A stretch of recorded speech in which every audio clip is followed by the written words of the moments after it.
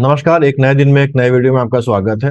हम लोग समीक्षा अधिकारी के एग्जाम के लिए हिंदी की सीरीज कंटिन्यू कर रहे हैं और यहाँ पर आज मैं पर्यायवाची का चौथा वीडियो आपके लिए लेके आया हूँ।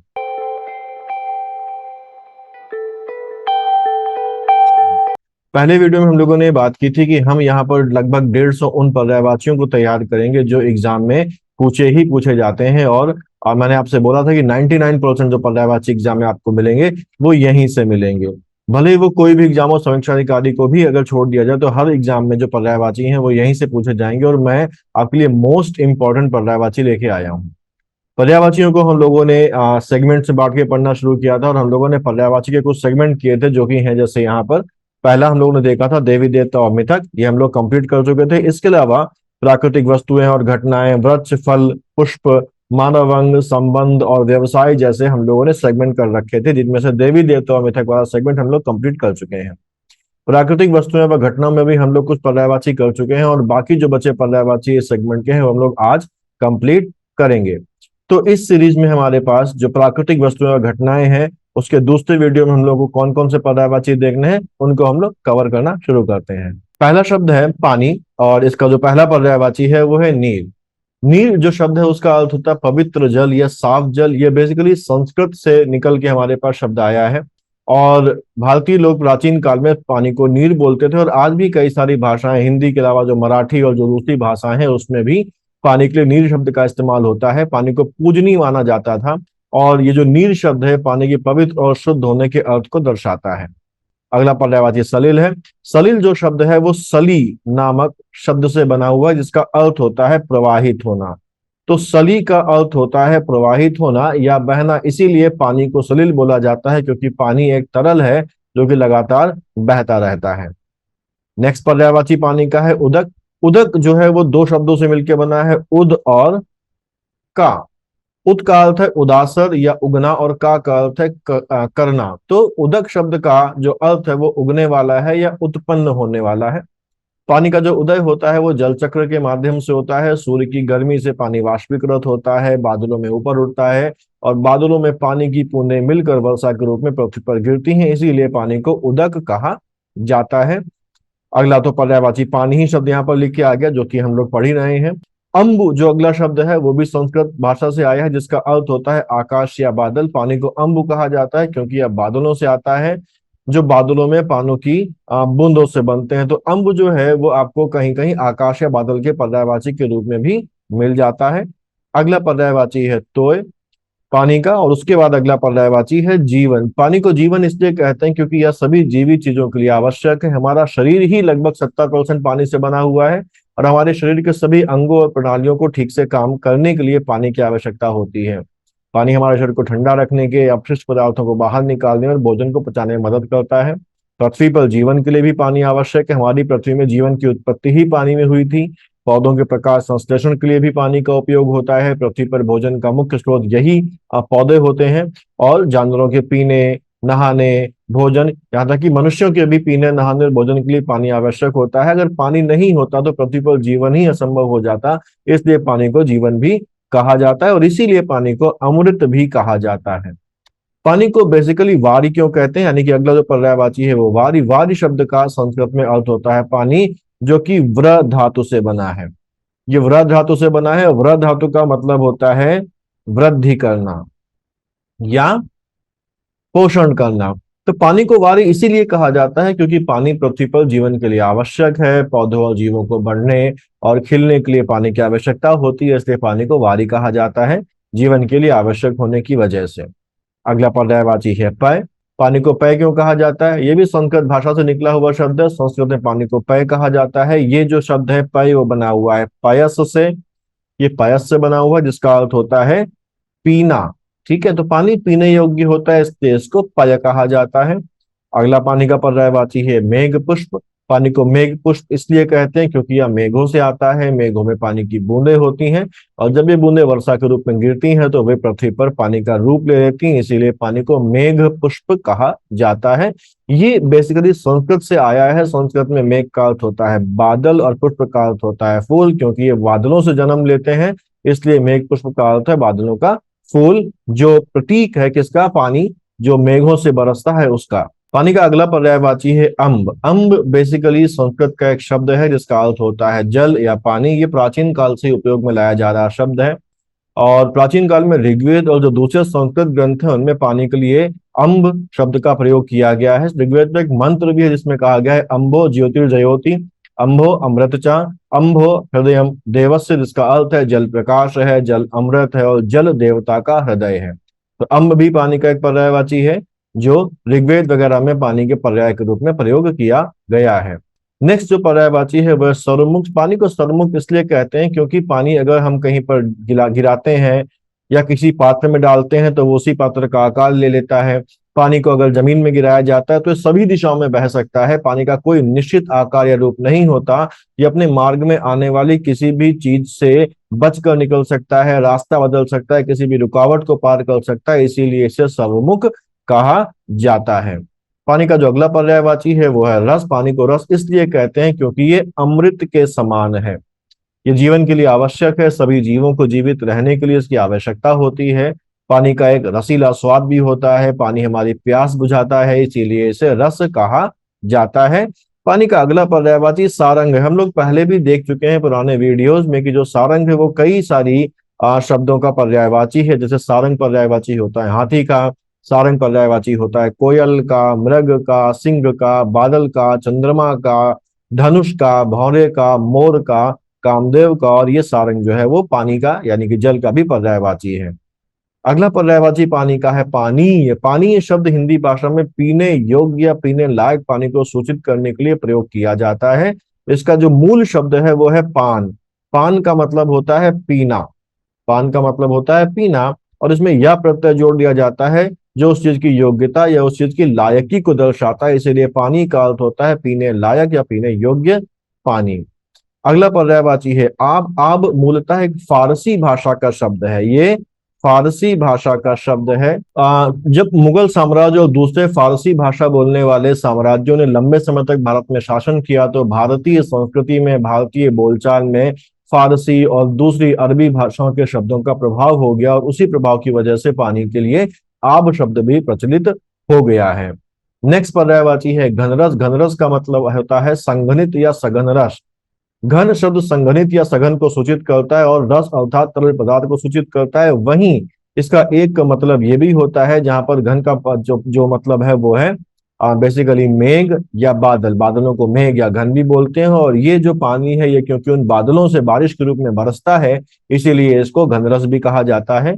तो घनरस की दो वजह है, क्योंकि पहला पानी संघनित या सघन है कंपेरेटिवली, और दूसरा ये है क्योंकि ये घन यानी कि बादलों यानी कि मेघों से वर्षा के रूप में धरती पर आता है, इसीलिए इसको मेघ रस या घनरस कहा जाता है। अगला पर्यायवाची जो शब्द हमको पढ़ना है वो है बादल। बादल बेसिकली क्या है?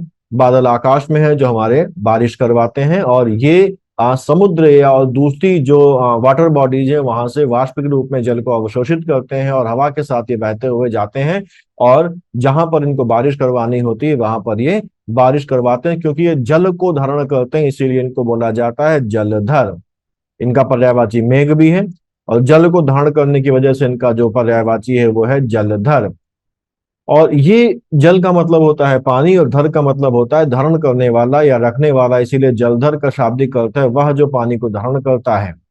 बादल पानी की बूंदों को धारण करते हैं और जब ये बूंदें जमा हो जाती हैं तो वे बारिश के रूप में, वृष्टि के रूप में धरती पर गिरती हैं। इसीलिए बादल को जलधर कहा जाता है क्योंकि वे आकाश में पानी को धारण करते हैं और जब समय आता है तो उस पानी को वर्षा या वृष्टि के रूप में धरती पर छोड़ देते हैं।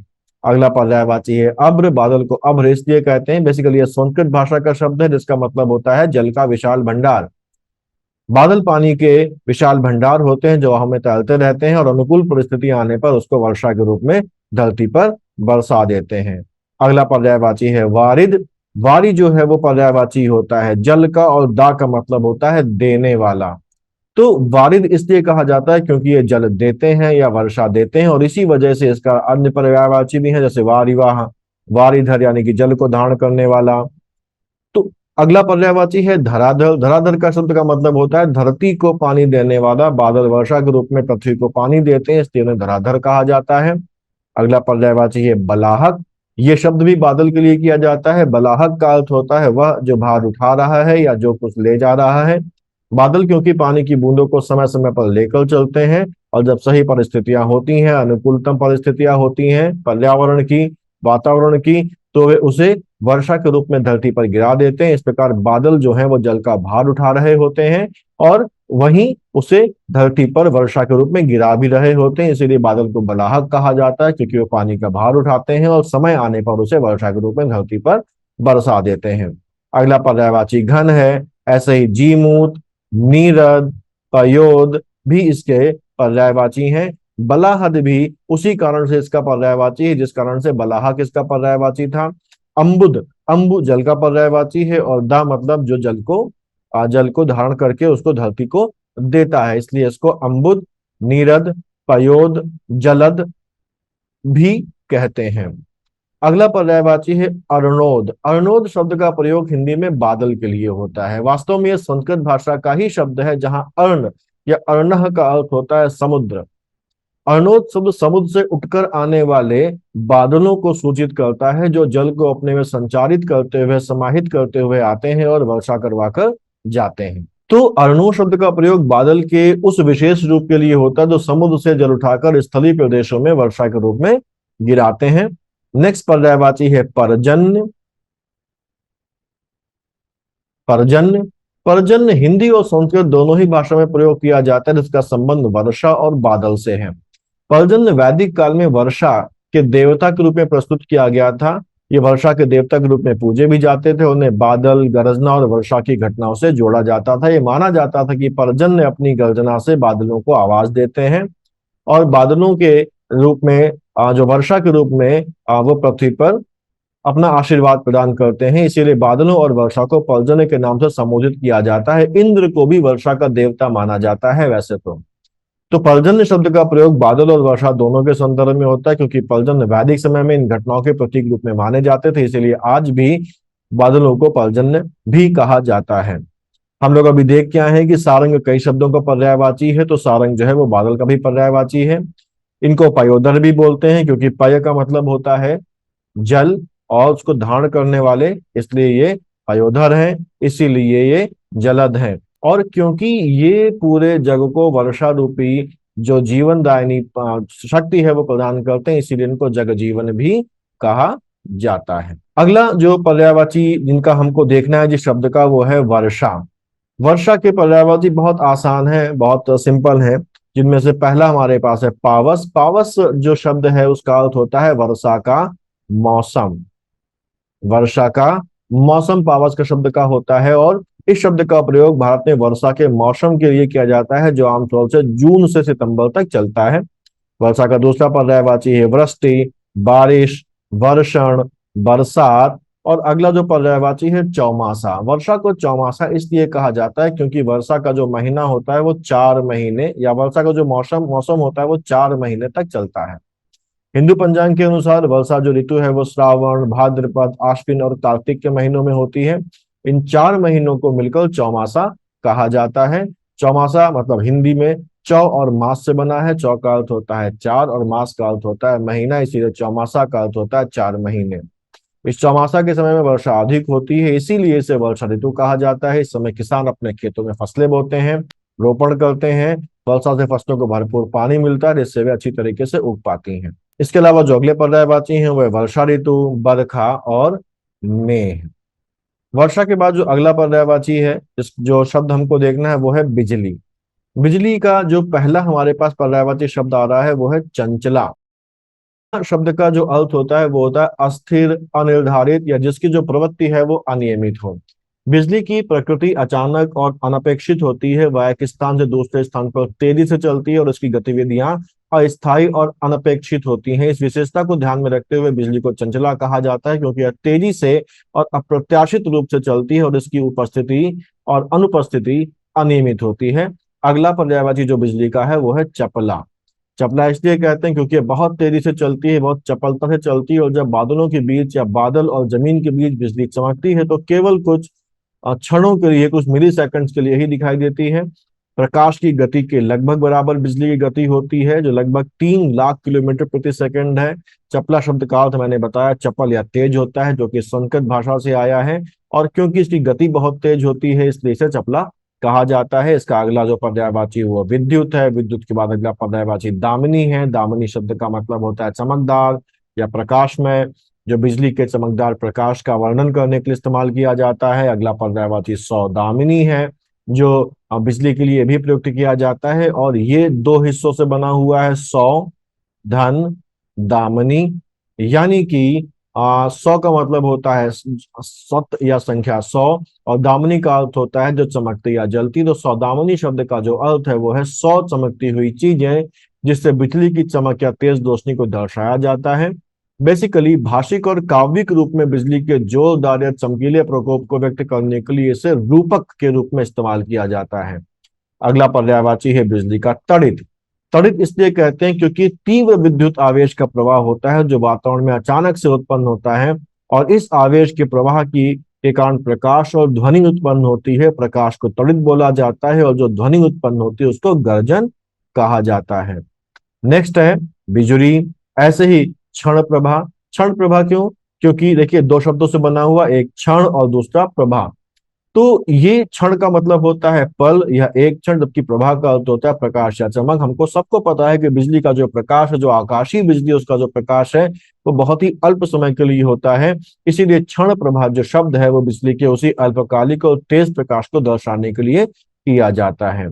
ऐसे ही छपा भी इसका एक पर्यायवाची है। छपा रात का भी पर्यायवाची होता है। ऐसे ही पीत प्रभा। पीत प्रभा शब्द हिंदी में बिजली को सूचित करने वाला एक शब्द है। पीत का अर्थ होता है पीला या सुनहरा, और प्रभा का अर्थ होता है प्रकाश या चमक। इस प्रकार जो पीत प्रभा का अर्थ है वो सुनहरी चमक, जैसा कि बिजली की चमकने पर आती है, वो इसको दर्शाता है। और जब भी गरजने और बिजली चमकने का दृश्य हमारे सामने आता है तो आकाश में एक तीव्र और सुनहरी प्रकाश की चमक दिखाई देती है, जिसे पीत प्रभा के रूप में दर्शाया जाता है। अगला है घन वल्ली। घन का मतलब होता है बादल, और वल्ली का मतलब होता है बेल।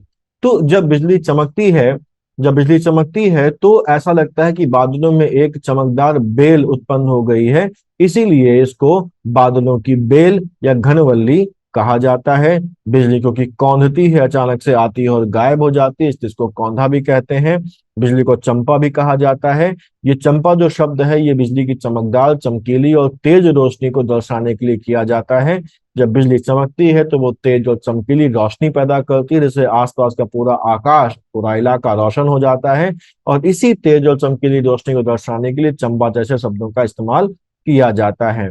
अशिन जो अगला शब्द है उसका अर्थ होता है अप्रत्याशित या अनपेक्षित। यह संस्कृत भाषा से आया हुआ शब्द है, और क्योंकि बिजली चमकना एक अप्रत्याशित घटना है जिसको पहले से नहीं बताया जा सकता कि कब और कहां पर बिजली चमकेगी, इसीलिए इसे अशिन भी कहा जाता है। कांचनवल्ली भी लगभग वही है जैसे घनवल्ली था, बस यहाँ पर कांचन शब्द पहले लग गया, और कांचन का मतलब होता है, ये शब्द बेसिकली कंचन से आया है, और कंचन का मतलब होता है सोना या स्वर्ण, और वली का मतलब होता है यहाँ पर वही बेल। ठीक है, तो यहाँ पर जब बिजली चमकती है तो सुनहरी रोशनी, चमकीली रोशनी आती है, इसीलिए इसको सोने की बेल भी कहा जाता है, सोने की धारा भी कहा जाता है, और उसी से शब्द निकल के आया है कांचन वल्ली। कांचनवल्ली। और अब बिजली के बाद जो अगला पर्यायवाची शब्द हम लोगों को देखना है वो है नदी। नदी के कई सारे पर्यायवाची हैं। पहला पर्यायवाची शब्द है इसका तरंगिणी। तरंगिणी शब्द संस्कृत से आया है, जिसका मूल अर्थ होता है तरंगों वाली या लहरों वाली। नदी में जल की धारा हमेशा गतिशील रहती है, इसमें तरंगे उत्पन्न होती हैं। इस गतिशीलता और तरंगों को दर्शाते हुए नदी को कवियों और लेखकों ने तरंगिणी कहा है। गहरे अर्थ में अगर देखें तो तरंगिणी शब्द नदी की संतुलित, सुंदर और गतिशील प्रकृति को प्रकट करता है। नदी को अक्सर एक महिला के रूप में, स्त्री के रूप में व्यक्त किया जाता है, जो इसके संतुलित और अनवरत गतिशीलता को तरंगिणी के रूप में चिंतित करता है। भारत में नदियों को देवी माना जाता है, नदी को जीवन का स्रोत माना जाता है, और उसे बहुत पवित्र माना जाता है। नदियों के देवी के रूप में दर्शाया जाता है, जैसे गंगा, यमुना, नर्मदा, इन सबको देवी माना जाता है, इनकी पूजा की जाती है। नदी को तरंगिणी इसलिए भी कहा जाता है क्योंकि इसका रूप, जो चित्रण है वो एक देवी के रूप में किया जाता है, और इसी वजह से, तरंगों की वजह से इसका नाम तरणी है, इसका नाम लहरी है, इसका पर्यायवाची तरंगवती है। नदी का अगला पर्यायवाची है सरिता। सरिता नदी को इसलिए कहा जाता है क्योंकि एक प्राकृतिक जलधारा है जो एक ऊंचे स्थान से नीचे स्थान की ओर बहती है। नदी हमेशा ऊंचाई से, क्योंकि पानी है तो ऊंचाई से नीचे की तरफ जाएगा। सरिता शब्द का अर्थ होता है चलती हुई नदी, और ये शब्द जो है वो संस्कृत भाषा से आया है। नदी को सरिता कहने के कुछ और कारण भी हैं, जैसे नदी का पानी हमेशा बहता रहता है, नदी का पानी अक्सर साफ और स्वच्छ होता है, नदी का पानी जीवन के लिए आवश्यक है, इसलिए भी इसे सरिता कहा जाता है। इसका अर्थ होता है जीवन दायिनी। अगला पर्यायवाची है सरिता के बाद सरी। सरी शब्द भी इसी वजह से है जिस वजह से सरिता है। नेक्स्ट है तटनी। तटनी जो शब्द है संस्कृत भाषा से लिया गया है, जिसका अर्थ होता है नदी, और यहाँ पर तटनी में जो तट है वो दिखा रहा है किनारा। किनारा, ठीक है। और तटनी इसका एक वाचक है जो किनारे पर बहती है, यानी कि तटनी का मतलब हो गया वह जो किनारे पर बहती है, यानी कि नदी।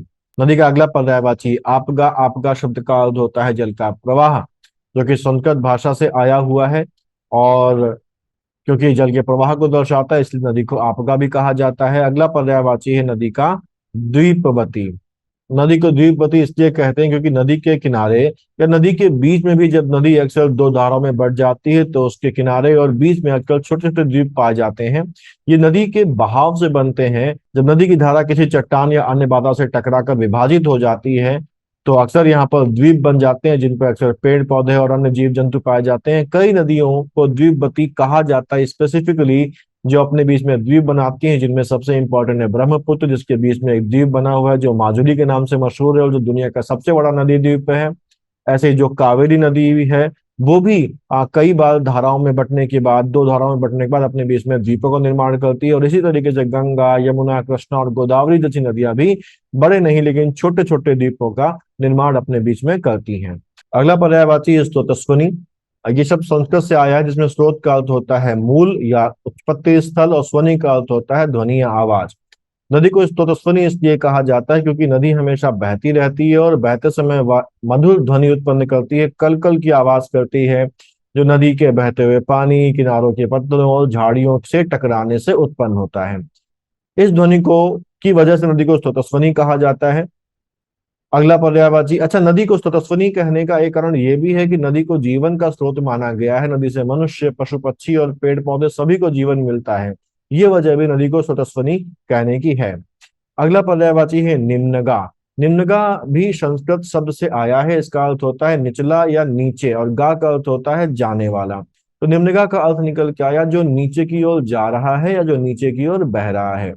नदी क्योंकि पानी का बहाव है और इसकी प्राकृतिक प्रवृत्ति होती है कि वह ऊंचे स्थल से नीचे स्थल की ओर जाता है, तो नदियों का पानी पहाड़ों या दूसरे ऊंचे स्थलों से होता हुआ धरातल की ढाल का अनुसरण करते हुए निचले स्थानों की ओर बहता है और आखिर में समुद्र में मिल जाता है। इसलिए नदी को निम्नगा कहते हैं, जिसका अर्थ है कि ये पानी को उच्च स्थल से लेकर निम्न स्थल की ओर जा रही है, और इसी प्राकृतिक प्रवृत्ति को दर्शाने के लिए नदी को निम्नगा कहा जाता है। नदी को अपगा भी इसीलिए कहा जाता है। ये जो अपगा शब्द है, नदी को अपगा भी इसीलिए कहा जाता है क्योंकि ये समुद्र की ओर बहती है, ऊंचाई से नीचे की ओर जाती है। और अप शब्द का मतलब होता है नीचे या उतरना, और नदी क्योंकि अपने उद्गम से समुद्र की ओर बह रही है जो कि नीचे स्थल स्थित है, इसीलिए इसे अपगा कहा जाता है। वाहिनी जो शब्द है ये वाह शब्द से बना हुआ है, जिसका अर्थ होता है वहन करने वाली या वाहन, और वाहिनी शब्द का अर्थ होता है बहती हुई या वहन करने वाली। तो नदी पानी को एक स्थान से दूसरे स्थान तक बहाती है और इस प्रकार ये पानी के वहन का कार्य करती है, तो नदी को वाहिनी भी कहा जाता है। अगला जो पर्यायवाची है वो है निर्झरणी। निर्झरणी शब्द संस्कृत में निर्झर से उत्पन्न हुआ, जिसका अर्थ होता है झरना या झरझर बहने वाला। ये नदी के बहने से होने वाली आवाज को भी जाहिर करता है, साथ ही साथ ये भी कहता है कि नदी कई जगहों पर झरने या झरझर करके बहने वाले पानी के रूप में दिखाई देती है, और इसलिए नदी को निर्झरणी कहकर संदर्भित किया जा सकता है। तो बेसिकली ये जो शब्द है ये नदी की झरझर बहने वाली आवाज या उसमें जो झरने हैं उनसे संबंधित प्रकृति को दर्शाता है। अगला पर्यायवाची है कुलंकषा। कुल का अर्थ होता है किनारा, और कुलंकषा का अर्थ होता है वह जो अपने किनारे को चिन्हित करती हुई चलती है। नदी अपने पानी से जो भी भूमि छूती है वो गीली हो जाती है और उसे अलग रंग और आकार में वो दर्शाती है, इसीलिए कहा जाता है कि नदी अपने किनारों को चिन्हित करती हुई चलती है। इसके अलावा नदी को कूलंकषा इसलिए भी कहते हैं क्योंकि ये अपने कूलों को यानी कि अपने तटों को यानी कि अपने किनारों को शीतल करती है। नदी के बहते पानी से इसके किनारों या कूल को ठंडक मिलती है और वहां का वातावरण भी शीतल हो जाता है। अगला पर्यायवाची है पयस्विनी, जो संस्कृत शब्द से आया है, जिसमें पयस का अर्थ होता है पानी। पयस्विनी शब्द उस वस्तु या उसकी संजीवनी को सूचित करता है जिसमें से पानी होता है या पानी होकर बहता है। इस दृष्टिकोण से नदी जिसमें पानी बहता है को पयस्विनी कहा जा सकता है।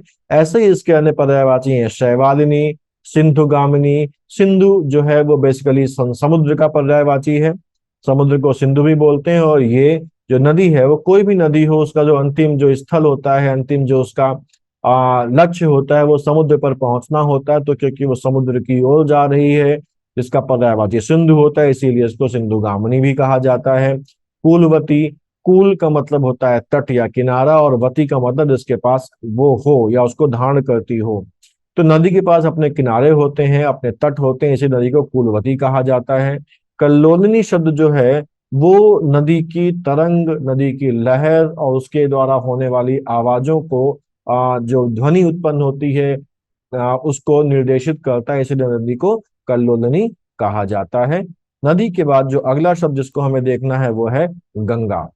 गंगा एक भारत की सबसे पवित्र नदी है, भारत की सबसे लंबी नदी है, जिसकी लंबाई 2525 किलोमीटर है, जो हिमालय में गंगोत्री से निकलती है और समुद्र में जाकर मिल जाती है। पौराणिक कथा है कि जो गंगा है वो आकाश से उतरी है, भागीरथ के तप करने की वजह से उतरी है, और उनको भगवान शंकर ने अपनी जटाओं में धारण कर लिया है। तो इसका जो पहला पर्यायवाची है वो है भागीरथी। गंगा को भागीरथी इसलिए कहते हैं क्योंकि जो राजा भागीरथ थे, जो भगवान राम के पूर्वज थे, उनकी तपस्या और प्रयास के कारण गंगा नदी पृथ्वी पर उतरी थी। जो कथा है उसके अनुसार उनके पूर्वज राजा सगर थे, जिन्होंने कपिल मुनि की आश्रम में उनको उनका अपमान कर दिया था, और उनकी तपस्या में विघ्न करने डालने के कारण उनको शापित कर दिया गया था। तो राजा सगर के 60,000 पुत्रों की मृत्यु हो गई थी, और इस शाप से मुक्ति दिलाने और उन 60,000 पुत्रों की आत्मा को शांति दिलाने के लिए भागीरथ के द्वारा गंगा को पृथ्वी पर लाया गया था, जिससे कि उसके पवित्र जल से उनके पूर्वजों की मुक्ति हो सके। भागीरथ ने इसके लिए अनेक वर्षों तक तपस्या की थी, और अंत में गंगा की धारा को जमीन धरती पर आने के लिए उन्होंने वरदान दिया था। लेकिन गंगा की धारा इतनी शक्तिशाली थी कि अगर वो सीधे धरती पर गिरती तो धरती नष्ट हो सकती थी, पृथ्वी नष्ट हो सकती थी। तो उन्होंने भगवान शंकर से प्रार्थना की कि वो कुछ उपाय से निकालें। तो भगवान शंकर ने गंगा की धारा को अपनी जटाओं पर धारण कर लिया था, जिससे कि उसकी जो गति थी वो मंद हो गई थी। और इस प्रकार राजा भागीरथ की कठिनाइयों और प्रयासों के बाद गंगा पृथ्वी पर अवतरित हुई, जिसके पवित्र जल से राजा सगर के पुत्रों की मुक्ति हुई। इस घटना के स्मृति में ही गंगा को भागीरथी कहा जाता है। और क्योंकि गंगा जो है भगवान शंकर की जटाओं में समाहित हुई और वहां से फिर पृथ्वी पर आए, इसीलिए उनको जटा शंकरी कहा जाता है, क्योंकि भगवान शिव के शीश पर वो है, भगवान शिव ने अपने शीश पर धारण किया, जिनको शिव शीश धारणी भी कहा जाता है। गंगा का एक नाम जाह्नवी भी है, और गंगा को जाह्नवी क्यों कहते हैं इसके लिए कई सारी पौराणिक कथाएं जिनमें अलग अलग कांड बताए गए हैं। एक कथा के अनुसार ये ऋषि जाह्नू की पुत्री है, और क्योंकि ऋषि जाह्नू की पुत्री इसलिए इनको जाह्नवी कहा जाता है। एक दूसरी पौराणिक कथा भी ऋषि जाह्नू से संबंधित है, जिसके अनुसार गंगा जो है वो अपनी तीव्र गति की वजह से तपस्या में मग्न ऋषि जाह्नू के कमंडल और दूसरे सामान को अपने साथ बहा ले गई थी। और जब ऋषि जाह्नू की आंख खुलती है और उनको अपना सामान नहीं दिखता है तो वे क्रोधित हो जाते हैं और गंगा को अपने कान में पी लेते हैं। तब उसके बाद जो भागीरथ ऋषि हैं वो जाह्नू ऋषि से प्रार्थना करते हैं कि वो गंगा को छोड़ दें, जिससे वो अपने पूर्वजों के उद्धार के लिए उनका उपयोग कर सकें। जाह्नू ऋषि भागीरथ ऋषि की प्रार्थना स्वीकार कर लेते हैं और गंगा को अपने कान से बाहर निकाल देते हैं। तो यहाँ पर इस प्रकार से गंगा का दूसरा जन्म हुआ, और इसलिए उन्हें जाह्नवी नाम दिया गया। एक दूसरी कथा के अनुसार गंगा का जन्म हिमालय के गंगावतरण नामक स्थान पर हुआ था, और यहाँ पर गंगा जी की एक धारा एक जलकुंड में गिरती है, जो कि जाह्नू ऋषि के आश्रम के पास था, इसीलिए गंगा को जाह्नवी नाम से भी जाना जाता है। एक और कारण है कि गंगा जी के जल में जाह्नू ऋषि की तपस्या का प्रभाव है। इस जल में पवित्रता और शुद्धता का अद्भुत प्रभाव है, जो बेसिकली जाह्नू ऋषि की तपस्या की वजह से आया। इसीलिए गंगा जो है वो सभी पापों को धोकर मन को निर्मल कर देती हैं, और इस वजह से गंगा को जाह्नू कहा जाता है। तो अलग अलग जो कथाएं हैं उनके अनुसार सभी में जाह्नू ऋषि का कोई ना कोई प्रभाव है, और सभी के वजह से गंगा जी को जाह्नू या जाह्नवी भी कहा जाता है। अगला पर्यायवाची त्रिपथगा है। त्रिपथगा शब्द संस्कृत भाषा से आया है, जहां पर त्रि का मतलब होता है तीन और पथगा का मतलब होता है मार्ग पर चलने वाली या पथ पर जाने वाली। गंगा को त्रिपथगा इसलिए कहते हैं क्योंकि ये मान्यता है कि गंगा जो है वो तीनों लोकों में बहती है, स्वर्ग यानी कि आकाश में, पृथ्वी और पाताल यानी कि नरक या अधोलोक में भी गंगा का बहाव है। ये मान्यता बेसिकली पौराणिक कथाओं से आती है, जहाँ गंगा को ब्रह्मा के कमंडल से उत्पन्न होने वाली नदी माना जाता है, जो स्वर्ग में बही और स्वर्ग से फिर पृथ्वी पर आई और फिर पृथ्वी पर आने के बाद वो पाताल में भी बही। तो गंगा की इसी तीनों लोक में बहने की जो घटना है, इसको दर्शाने के लिए उन्हें त्रिपथगा कहा जाता है। इस त्रैलोक्य प्रवाह का जो महत्व है भारतीय धार्मिक और सांस्कृतिक जीवन में बहुत अधिक है, और इसकी पावनता और महत्व को दर्शाने के लिए ऐसे उपनाम का प्रयोग गंगा के लिए किया जाता है। अगला पर्यायवाची गंगा का देव नदी है। देव नदी इसलिए कहा जाता है क्योंकि गंगा हिंदू धर्म में एक पवित्र नदी है। गंगा नदी को देवी माना जाता है। माना जाता है कि गंगा सभी पापों को धो देती है, मोक्ष प्रदान करती है। गंगा नदी के जो जल का उपयोग पूजा अर्चना, दाह संस्कार और दूसरे धार्मिक अनुष्ठानों में किया जाता है। गंगा नदी के इसी महत्व को देखते हुए उसे देव नदी कहा जाता है। साथ ही साथ गंगा जी की कुछ धार्मिक मान्यताएं भी हैं। ये माना जाता है गंगा नदी का उद्गम ब्रह्मांड के रचयिता ब्रह्मा के मस्तक से हुआ था। गंगा नदी में भगवान शिव का आशीर्वाद है। गंगा नदी में स्नान करने से सभी पापों का नाश होता है। गंगा नदी में दाह संस्कार करने से मृत व्यक्ति को मोक्ष मिलता है। तो इन सब वजहों से गंगा नदी को देव नदी कहा जाता है। इसीलिए इन्हें सुरसरी भी कहा जाता है, इन्हें देवपगा भी कहा जाता है। देव धन अपगा, जहाँ पर देव मतलब देवता और अपगा मतलब नदी। देव सरी भी कहा जाता है, जहाँ पर सरी का नदी होता है। ऐसे ही सुरसरित भी गंगा को कहा जाता है। गंगा का एक नाम मंदाकिनी भी है। मंदाकिनी बेसिकली एक और नदी भी है जो ऊपर उत्तराखंड में अलकनंदा और दूसरी नदियों के साथ मिलकर गंगा की मुख्य धारा का निर्माण करती हैं। लेकिन गंगा को भी मंदाकिनी कहा जाता है, इसलिए कहा जाता है क्योंकि ये माना जाता है कि गंगा का जो प्रवाह है वो मंद है, यानी गंगा धीमे और शांत प्रवाह के कारण प्रसिद्ध है। गंगा का प्रवाह धीमा है, शांत है, मंद है, इसीलिए इसको मंदाकिनी भी कहा जाता है। गंगा का जो प्रवाह मंद है वो इसलिए है क्योंकि भगवान शिव ने गंगा के तीव्र वेग को अपनी जटाओं में रोक लिया था और उसके वेग को धीमा कर दिया था, क्योंकि पृथ्वी जो है वो नष्ट ना होने पाए। इसी कारण गंगा को मंदाकिनी कहा जाता है। गंगा का एक पर्यायवाची अलकनंदा भी मिलता है। बेसिकली गंगा और अलकनंदा दो अलग अलग नदियां हैं। गंगा का उद्गम स्थल गंगोत्री है, जबकि अलकनंदा एक दूसरी नदी जिसका उद्गम स्थल जो है वो सतोपन जो ग्लेशियर है वो है। और देवप्रयाग में अलकनंदा और भागीरथी नदियां आपस में मिल जाती हैं और उनको मिलने के बाद उन्हें गंगा कहा जाता है। लेकिन गंगा की जो स्रोत धारा है वो अलकनंदा को माना गया है, क्योंकि अलकनंदा नदी गंगा नदी की सबसे बड़ी सहायक नदी है और अलकनंदा नदी गंगा नदी के कुल जल प्रवाह का 70% हिस्सा प्रदान करती है। मैं सहायक नदी की बात बता रहा हूं जहां पर गंगा की उत्पत्ति हो रही उस स्थान से, ठीक है। और लगभग 70% जो शुरुआती प्रवाह है गंगा नदी का वो अलकनंदा नदी से ही मिलता है, इसीलिए उसको अलकनंदा भी कहा जाता है। अगला पर्यायवाची है विष्णुपदी। वामन अवतार जब भगवान विष्णु का हुआ था तो उन्होंने राजा बलि के द्वार पर जाकर बलि से 3 पग भूमि मांगी थी, और बलि का दान मापने के लिए जब उन्होंने अपने पग बढ़ाए तो पहले पग उन्होंने अपनी सारी धरती, दूसरे पग में सारा ब्रह्मांड माप लिया था। और इसी क्रम में द्रोण पर्वत से उनके पैर को ठोकर लग जाती है और उनके अंगूठे से खून निकलने लगता है। कहते हैं इसी रक्त को ब्रह्म भगवान ने, ब्रह्म देवता ने अपने कमंडल में भर लिया और यही गंगा जल कहलाया। एक दूसरी मान्यता ये भी है कि जब सारा ब्रह्मांड मापते हुए वामन भगवान का पग ब्रह्मलोक पहुंचा तब वहां ब्रह्मा जी ने उनके पैर धुलवाए थे, और इसी पैर के चरणामृत को हिमालय पर्वत ने अपनी अंजुलि में ग्रहण किया था। इससे गंगा उन्हें पुत्री के रूप में प्राप्त हुई थी। अगला पर्यायवाची गंगा का सुरधुनी है। गंगा को सुरधुनी इसलिए कहा जाता है क्योंकि इसका जो प्रवाह होने से जो इसकी ध्वनि निकलती है, जो इसका संगीत निकलता है वह बहुत ही मधुर है। ऐसा माना लगता है जैसे कोई देवता वीणा बजा रहा हो, और गंगा के बहाव की ये जो ध्वनि है मन को शांति और आनंद प्रदान करती है, इसीलिए गंगा को सुरधुनी भी कहा जाता है। गंगा को सुरधुनी के अलावा देवधुनी भी कहा जाता है। एक और पर्यायवाची ध्रुवनंदा भी है। गंगा को ध्रुवनंदा इसलिए कहा जाता है क्योंकि यह ध्रुव तारे की तरह सदैव स्थिर और अटल है।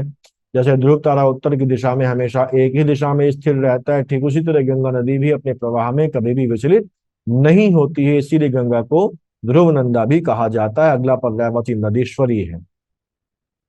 गंगा को नदीश्वरी इसलिए कहा जाता है क्योंकि ये भारत की सबसे पवित्र नदी है।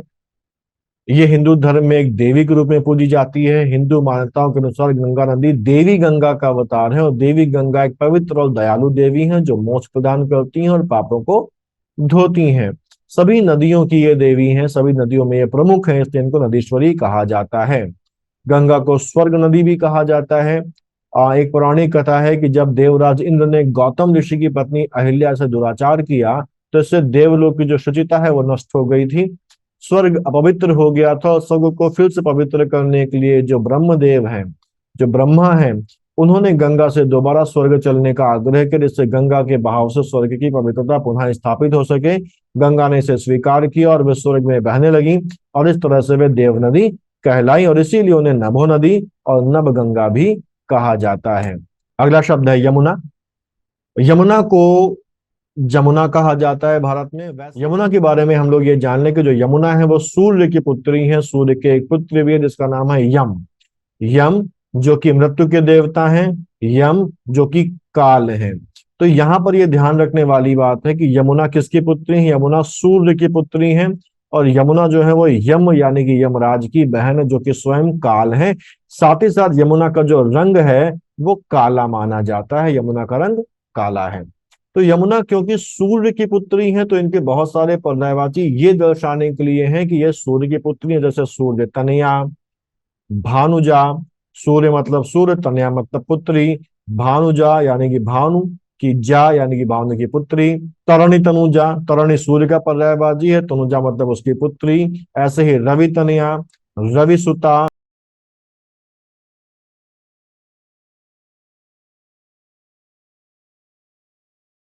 तरणि जा, तरणि सूर्य का पर्यायवाची है, और जा लगने से सूर्य की पुत्री को संबोधित कर रहा है। रवि नंदिनी और सूर्य सुता, तो ये जो पर्यायवाची हैं ये दर्शाते हैं कि जो यमुना है वो सूर्य की पुत्री है।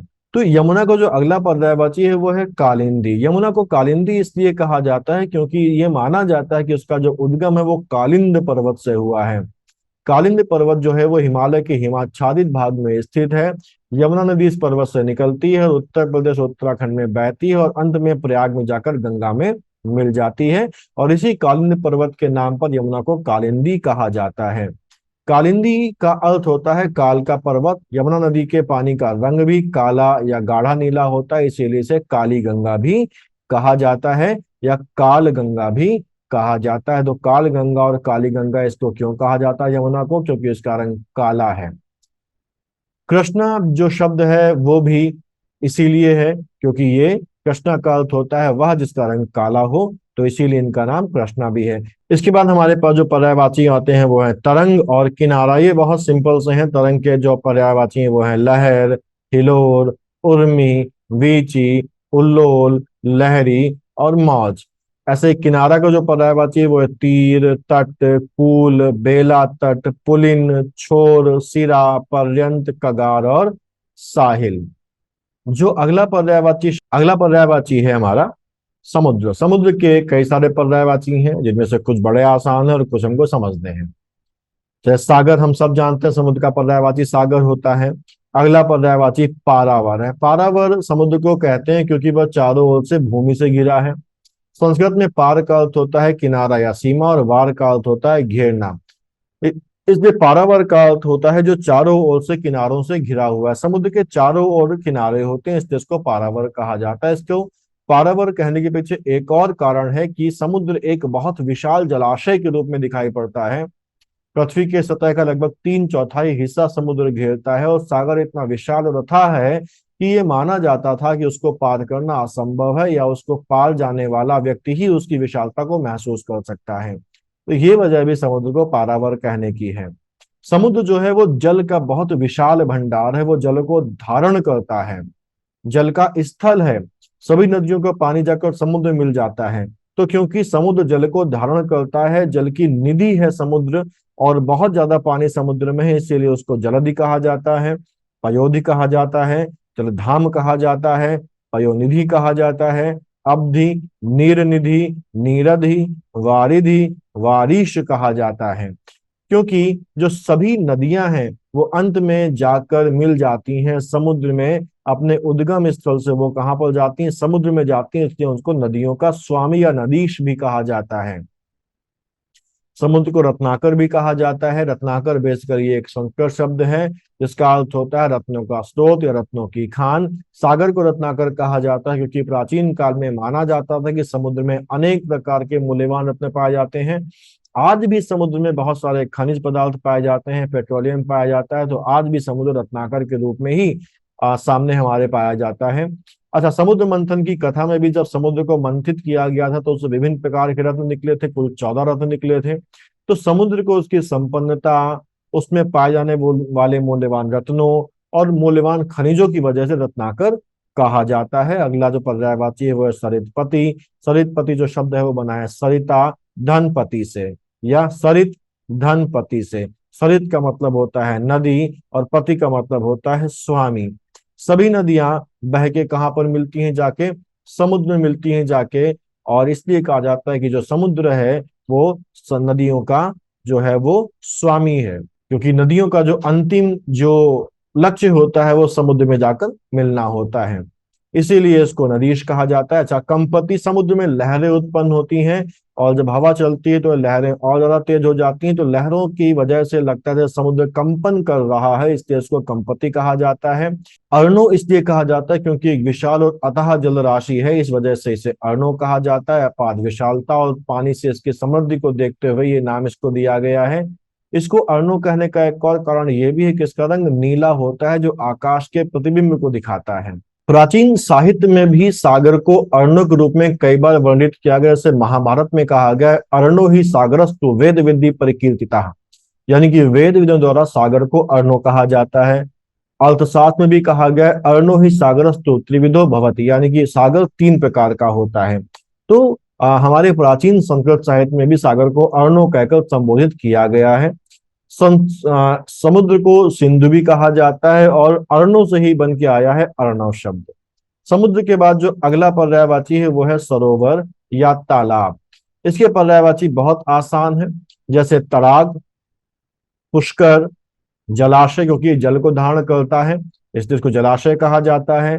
सर इसका एक पर्यायवाची है, सरोवर इसका पर्यायवाची है, हृद इसका एक पर्यायवाची है, ऐसे ही ताल, सरसी इसका एक पर्यायवाची है। जो शब्द सरसी है, बेसिकली तालाब को सरसी इसलिए कहा जाता है, बेसिकली सर जो शब्द है वो संस्कृत का शब्द है जिसका अर्थ होता है जलाशय, और सरसी शब्द का प्रयोग तालाब के लिए उत्तर भारत के कई क्षेत्रों में किया जाता है, खासतौर से उत्तर प्रदेश, बिहार और राजस्थान में। तालाब को सरसी कहने के पीछे एक और कारण है, क्योंकि प्राचीन काल में कई तालाबों को देवी देवताओं के सम्मान में बनाया जाता था। इन तालाबों को सरस कहा जाता था, इसका अर्थ है देवी देवताओं का निवास स्थान।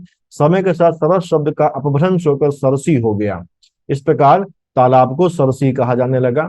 और उत्तर प्रदेश के कन्नौज जिले में एक सरसी नाम का एक प्रसिद्ध तालाब भी है जो भगवान शिव को समर्पित है और यहाँ पर एक शिव मंदिर भी स्थित है। तालाब को कासार भी कहा जाता है, जो कि मुख्यतः कास शब्द से बना हुआ है। किस शब्द से? कास शब्द से बना हुआ है, जिसका अर्थ होता है जलाशय या तालाब। और प्राचीन काल में शब्द का इस्तेमाल तालाब के लिए किया जाता था। तालाब को कासार कहने के पीछे एक और कारण यह भी है कि तालाबों में अक्सर कास नाम की एक घास उगाती है, और जो तालाबों के किनारे और तल पर उगती है। कास घास का प्रयोग तालाबों के किनारे बाड़ लगाने के लिए भी किया जाता है। ये घास तालाबों को प्रदूषण से बचाती है, तो इस घास के उगने की वजह से भी इसको कासार कहा जाने लगा। ऐसे इसके जो दूसरे पर्यायवाची हैं वो है पोखर, छद, दह, जलकुंज, तलैया, पद्माकर, ये इसके और दूसरे पर्यायवाची हैं। तो यहां तक हम लोग इस वीडियो को रखते हैं। ये जो हमारा जो सेकंड सेगमेंट था जहां पर हमने प्राकृतिक वस्तुएं और अवयव के पर्यायवाची देखे थे वो यहाँ पर कंप्लीट होता है। अगले वीडियो में हम लोग अगले जो सेगमेंट है उसकी शुरुआत करेंगे और कोशिश करेंगे कि आगे आने वाले जो सेगमेंट है, क्योंकि वो छोटे छोटे हैं, तो एक वीडियो में एक पूरा सेगमेंट, या अगर वो और ज्यादा छोटे हुए तो एक वीडियो में दो दो सेगमेंट्स को हम लोग कवर करके इस टॉपिक को बहुत जल्दी खत्म करेंगे। तो साथ में बने रहिए। अगर वीडियो आपको पसंद आता है, कुछ वैल्यू एडिशन होता है तो इसको शेयर करिए, लाइक करिए, कमेंट करके अपनी जो राय है मुझे बताइए। आप अच्छे अच्छे कमेंट कर रहे हैं, मुझे भी अच्छा लग रहा है और मुझे मोटिवेशन भी मिल रहा है और ज्यादा बेहतर करने के लिए मैं प्रेरित हो रहा हूँ। और भी नई नई चीजें हम लोग यहाँ पर लेके आएंगे जिससे कि आपका बेनिफिट हो सके, आपको एग्जाम में मदद मिल सके, आपकी तैयारी आसान हो सके। तो मिलते हैं अगले वीडियो में, तब तक के लिए कीप स्टडिंग।